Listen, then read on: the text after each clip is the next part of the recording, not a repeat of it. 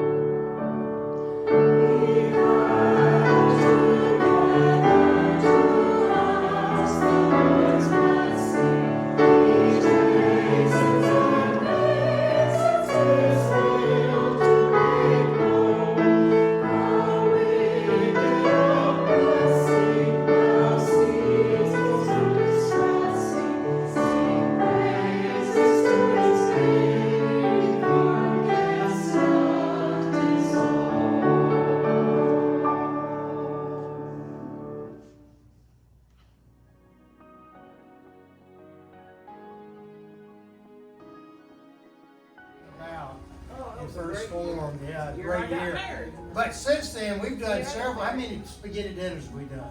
I mean, Lasagna dinners. Well, that's close. You knew what I was talking about. 11 or 12. 11 or 12 lasagna dinners. We did a womanless wedding. And Kip was the baby. That was a baby. Neil Detmery was my mom. We did Nativity scenes. We've done nativity scenes throughout the years. Live. In 5-degree weather. And that was when it was cold. Yes, like I had to go to Tommy Waldrop's to see some donkeys. But yeah, we've been around, done a lot of Versatile group. Yeah. Done a lot of things. Raised a lot of good, some good, some bad. That's right. Yeah. Rummage sales, that's right. Yeah, we bought, I know we bought the stage, the original stage. We bought that with our rummage sale money, I think. I think we just bought new air conditioners. Bought new air conditioners. We've been around. A new refrigerator. We were young when we started the rummage sale though. Yeah, that's true. We've had to cut back a lot. In the 20s? After six or 8 years into church softball league, we finally beat the First Baptist. So we have a trophy for that. Yeah. We really did. That's right. I don't know where that trophy is, somewhere around. We used to play volleyball in the youth building. Yeah, Yeah. that's right. Basketball. Volleyball, is that what we said? That's right.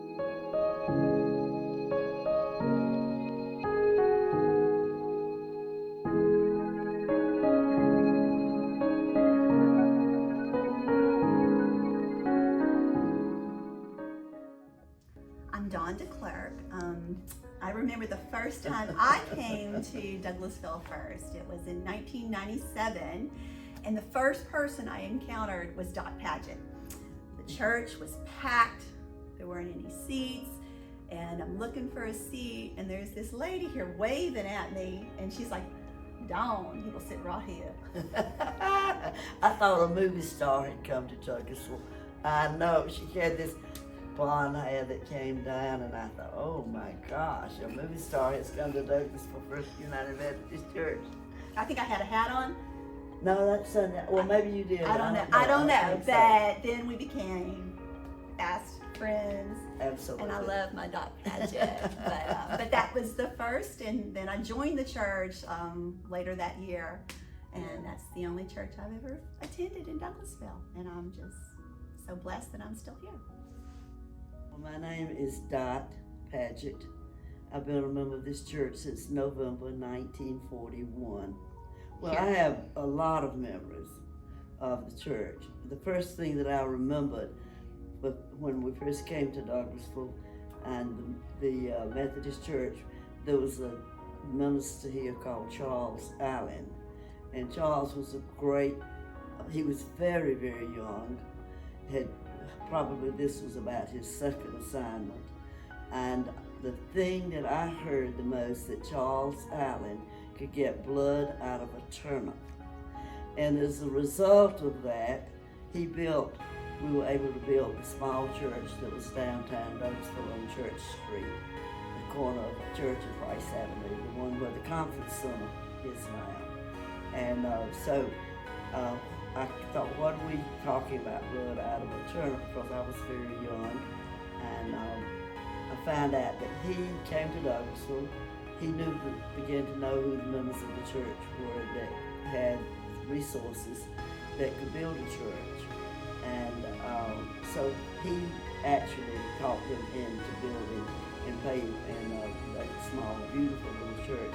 What I liked about that church, it was small, but there were two big front doors, and they seemed big to me, they probably were not. But actually, those doors are still on a house here in Douglasville, because when they tore the church down, I asked someone to take the doors. And you stepped.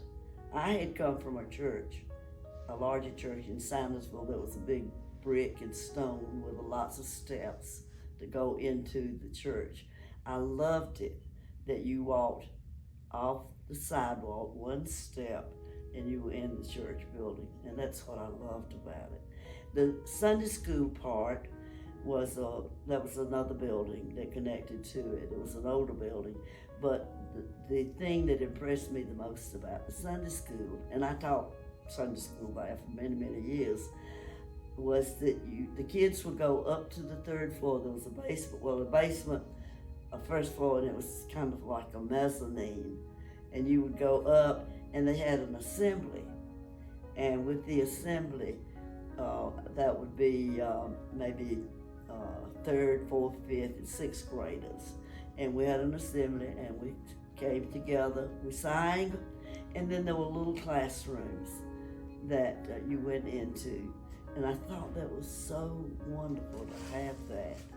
Also, one of the things that I remember one Sunday morning, and this was during World War II, one of our leading members of the church, and we still have members of the church here who were part of that family, and Dr. O'Neill stood up, and it was during the war, and all the aluminum had been gathered up, and he held up some cigarettes, and he said, "Lucky Strike Green has gone to war."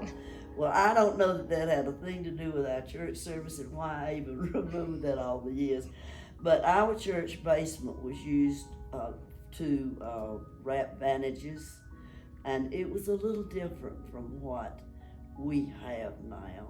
It seemed to me that it was more of a fellowship within the church itself. We didn't have the missions that we have now, but there was not the need. We didn't actually have homeless then. We didn't have a lot of the things that we have in our county that our church takes care of now. But there was a lot of fellowship. The Sunday school classes, in particular our class, when I got to be an adult, our class would have a social every once a month in a home. And we had a party, we furnished food, And we did that. Now I think that sort of became part of a church as Wednesday night dinners, which was good. But back then we would, about once a month, we would have a social. And I remember I had one time, and it was an April Fool's Day, and I served ice cream, except one member of our class, I gave her a large bowl of mashed potatoes with whipped cream on top of it. And they're members of the church now, that this is their mother. And so we had everybody watching her, and she was a great sport. We used to really have good times together, and I think we still do, but it was in a different way. Our church then, our missions were different. In the basement of that church were the Cub Scouts. We had 3 troops of scouts, Cub Scouts, and the Boy Scouts also in the basement of the church. So it was very, very active. We had a lot of children, which we don't have now, but that's because we had the baby boomers then, and all the families had 4 or 5 children. So we don't have that now. But when we came down here, and I taught Sunday school in that church uptown, and some of the members in my first class actually have probably grown grandchildren now. I taught about 15, 20 years off and on, I think, as a Sunday school. But in the basement also, there was a couple of meetings that I think Share House resulted from those meetings. And that was sort of the seed, I think, that started that program. That, of course, we have that continuing now, and this church supports Share House to this day, which I think is one of the great things that we have done. And but anyway, there were many things that when we came down here, I was a little disappointed that we did not have the same assembly. The construction was totally different. But recently, maybe the past 6 or 7 years, they've torn out part of the walls and made the children's back to like you would have an assembly, which I think is very good. I like that part of it.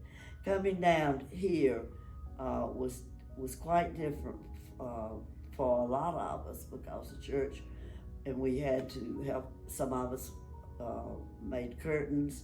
Now, part of the construction and part of the recommendation was that from the outside, that all of your windows should look alike. And to this day, I will go by and check, and every once in a while I'll see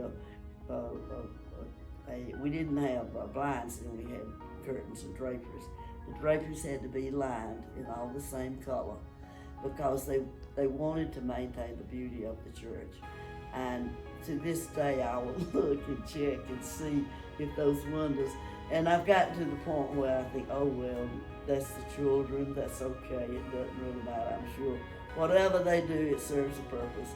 So I've gotten away from that strict wanting everything to look the same. But that was just part of the beauty of the church, and we didn't seem to mind. And we actually made robes for the children, for the choirs, and there was a lot, probably of the same type of things now. We have so many men and women that work. It's amazing to me what people that volunteer their time and what they do, and it's a church that has tremendous fellowship, and we still do. So since 1941, I don't even know how many years that is, I've been a member and have just enjoyed the fellowship. And then I marvel at what the church is able to do in the community as it has developed, when the needs develop. This church supports Share House, which I've mentioned before. So I think that's one thing. And of course, Loving Arms, they support that also. but the church itself, what they have offered, of course, is the academy, the school here, and it's the Wednesday night programs that we had for a while. That was a lot of activity, and a lot of children and a lot of families would come together for that. So I am hopeful that we can bring that back again.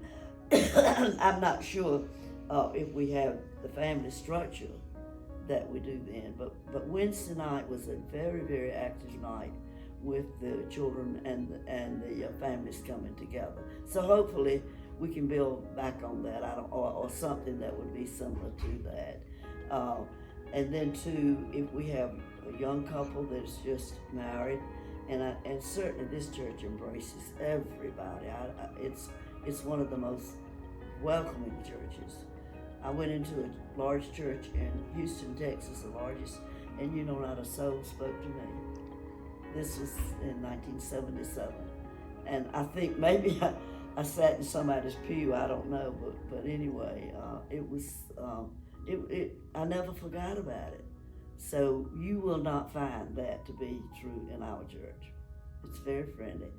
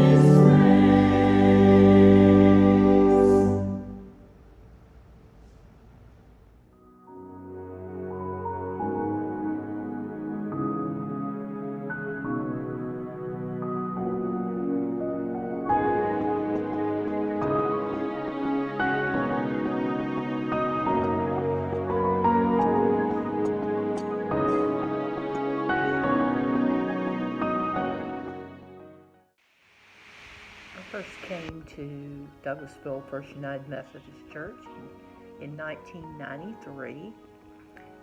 I had been raised in Douglas County my whole life and went to church, Baptist church in the Beulah community for most of my life. And when I was an adult, I played the piano and enjoyed serving churches in the Baptist denomination for many years. When I stopped that, I was looking for a church, and a friend of mine played the organ there, Bill Calloway, and I came one Sunday to hear him play and just fell in love with the church and the people. And of course Bill was there for a long time and brought such many worshipful experiences to our members. And we're so thankful to have him with us on homecoming this year. But another old friend, Larry McLeod, was leading the music at that time, and the Chancellor Choir, and I found a place there almost immediately. And I think what makes the church so wonderful is the opportunities to serve and the opportunities to get in small groups and get to know people. One of the first groups I went to was a prayer study that was conducted by the pastor at that time, Reverend Brockman. And I got to know people there, and it was even before I joined the church that I was part of that group. And so Douglasville First United Methodist Church has been my home ever since, and I love it. I can remember as a high school student going to sing with the choir from Douglas County High School at the old church in downtown Douglasville. And Dave Young at that time was Douglasville First United Methodist Church Minister of Music. And he was such a wonderful man. And he helped me fall in love with music in high school and sing in choirs. And I followed that throughout my lifetime, both leading and singing choirs. And so it's interesting that I would later in my life find my home in the church that he was a part of for so many years. So this is to say how thankful I am for this church, for what it's meant to my life, so many saintly people that have been a part of the ministry here. And I'm always proud to say that I'm a member of Douglasville First United Methodist Church.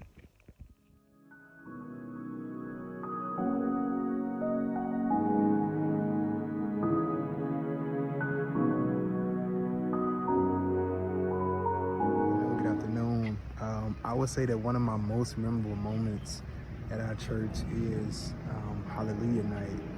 I thought it was so beautiful to just see our church come together even more, have fun and serve just together. I think that's the word that really stands out, to me. It was so beautiful to see us interact with people that we've never, met before, spend time with them, and the entire night just felt like family. I feel like that definitely was a God thing. And it was also beautiful to see some of the families come back the following Sunday and spend some more time with us. So that's just something that I will never forget. And I'm just praying that God will continue to bless and that we have minimal moments as such.